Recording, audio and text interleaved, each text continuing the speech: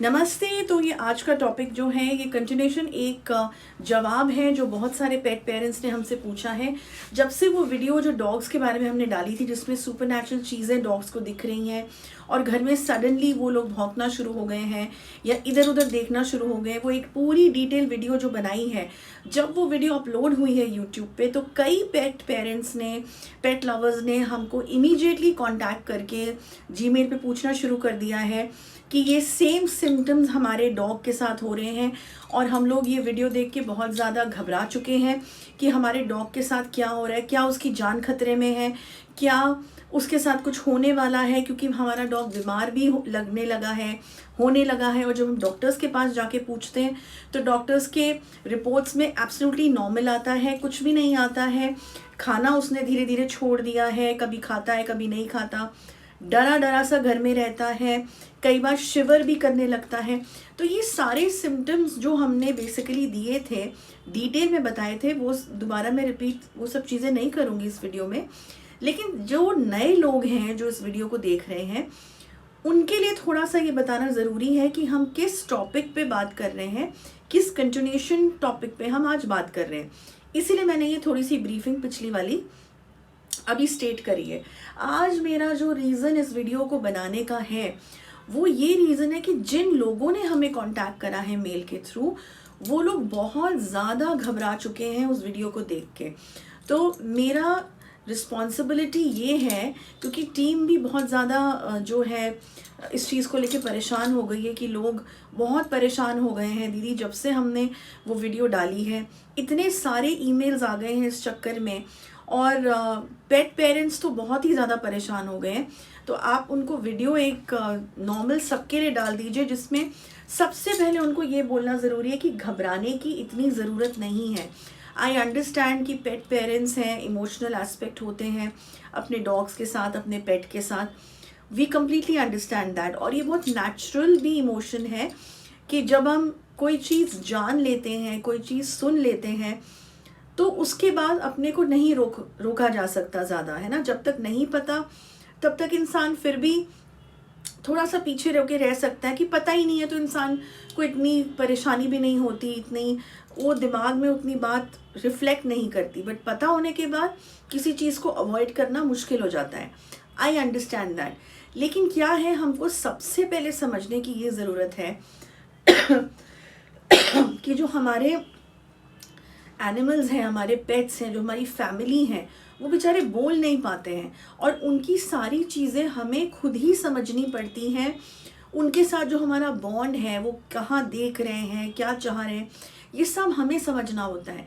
तो अगर हम इतना घबरा जाएंगे, अगर हम इतना पैनिक करेंगे तो हम अपने पेट्स की तरफ कैसे ध्यान दे पाएंगे, हम कैसे लिख भी पाएंगे ईमेल में कि हमारे पेट के साथ एग्जैक्टली क्या हो रहा है।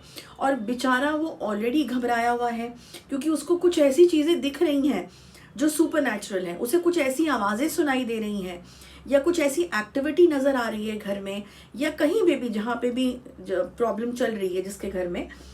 तो वो तो वैसे भी घबराया हुआ है, कंफ्यूज्ड है, डरा हुआ है, कितनी सारी चीज़ें वो फेस कर रहा है, नेगेटिव एनर्जी। और उसमें अगर वो हमको भी घबराया हुआ देखे तो फिर बिल्कुल भी कैसे मैचिंग होगी, फिर तो मैचिंग हो ही नहीं सकती। सबसे पहले पेट पेरेंट्स को तो स्ट्रॉन्ग बनना है और अपने डॉग को कंफर्टेबल करना है। उसको सिर्फ फिजिकली कंफर्टेबल नहीं करना, उसको दिमाग से, मेंटली उसको कंफर्टेबल करने की रिस्पॉन्सिबिलिटी भी हमारी ही है एज पेट पेरेंट्स। तो उनके साथ बैठें, उनको अकेला ना छोड़ें।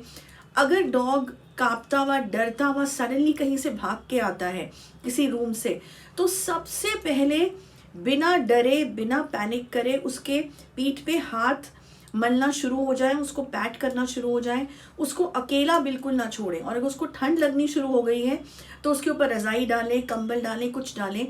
दैट मीन्स कि something is going wrong majorly. अगर घर में मंदिर है तो मंदिर का टीका तुरंत आके अपने डॉग को अर्जेंट बेसिस पे लगाएं। ये सारी चीज़ें जो मैं बता रही हूँ ना, ये वो बता रही हूँ कि जब तक रिपोर्ट पहुंचती नहीं है, जब तक डायग्नोसिस का रिजल्ट पहुंचता नहीं है, या अगर हमसे भी किसी तरह से कांटेक्ट नहीं हो पा रहा, या जो फर्स्ट टाइम ये वीडियो देख रहे हैं उनके लिए भी मैं ये बात बता रही हूँ कि बिल्कुल भी इस चीज़ को हल्के में नहीं लेना, but at the same time हमको इतना भी नहीं घबराना कि हम सब चीज़ें भूल जाएं। Alright, this is also very important. तो ये चीज़ को हमने कंसिडर करना है फॉर श्योर। हमको कांटेक्ट करने से पहले जो है ये सारी चीज़ें ज़रूर करें। ओके, डॉग को कंफर्टेबल करें। और अगर टीम बोलती है, अच्छा दूसरा एक और सवाल हमसे पूछा गया था कि क्या इंसानों को ज़्यादा इम्पोर्टेंस दी जा रही है क्योंकि ये बेचारे जानवर हैं तो इनका केस शायद आप इतनी जल्दी नहीं ले रहे। नहीं, ऐसा कुछ भी नहीं है गाइस। इनफैक्ट मैं बता दूं कि यहाँ पे जो वॉइसलेस क्रीचर्स हैं, जो बोल नहीं पा रहे, उनको सबसे ज़्यादा प्रायोरिटी दी जाती है। ऐसा नहीं है, अगर 7 से 8 दिन लग रहे हैं, कोई लाइफ अटैक केस अगर है नेगेटिव एनर्जी का, तो उसको ऑफ कोर्स हमको प्रायोरिटी देनी पड़ेगी। अब चाहे वो एनिमल से रिलेटेड हो, चाहे ह्यूमन से रिलेटेड हो, that is not the criteria. The criteria is कितना सीरियस या कितनी ज़रूरत किसको हमारी है उस वक्त, उस सिचुएशन के हिसाब से। ठीक है, तो ये चीज़ अपने मन से निकाल देना, जो ये डिफ्रेंसिएशन की या पार्शियलिटी की बात अगर कोई भी है तो। ठीक है, तो ये कुछ क्वेश्चंस थे जो मैं क्लैरिफाई करना चाहती थी, जो पेट पेरेंट्स ने हमें लिखे थे और जिनके केसेस आए हैं उनकी रिपोर्ट्स जाना शुरू हो ही चुकी हैं। तो घबराए ना, और जो मैंने कुछ 1-2 चीज़ें बताई हैं इनको ध्यान में रख के आगे बढ़े और सब जो होगा अच्छा ही होगा, सब जो होगा सही होगा। ओके, बस इस हफ्ते के लिए इतना ही। नेक्स्ट वीक मैं एक और इम्पॉर्टेंट टॉपिक लेके आऊँगी। तब तक के लिए ऑल द बेस्ट एंड जय माँ काली।